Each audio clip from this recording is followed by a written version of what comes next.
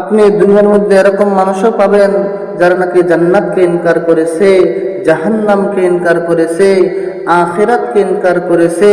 আপনি দুনিয়ার মধ্যে এরকম মানুষও পাবেন যারা নাকি কাল কিয়ামতের দিন রোজ হাসরের ময়দানকেও ইনকার করেছে, যে রোজ হাসরের ময়দান বলতে আখিরাত বলতে কিছুই নেই।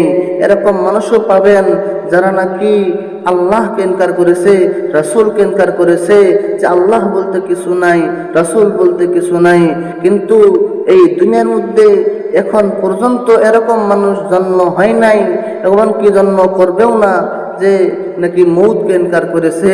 কারণ আল্লাহ রাব্বুল আলামিন খুল্লা এলান করে দিয়েছেন, কুল্লু নাফসিন যায়িকাতুল মাউত, প্রত্যেকজন প্রাণীকে, প্রত্যেকজন জানদারকে একদিন না একদিন মৌতের মজা চাখতেই হবে, মৌতের স্বাদ গ্রহণ করতেই হবে, আর এই দুনিয়া ছাড়তেই হবে।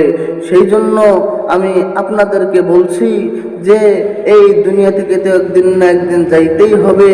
এই দুনিয়া থেকে যাওয়ার আগে আগে আমরা আখিরাতের সামান তৈরি করে নেই। মুতু কাবলা আন তামুতু, মরার আগে মরে যাও।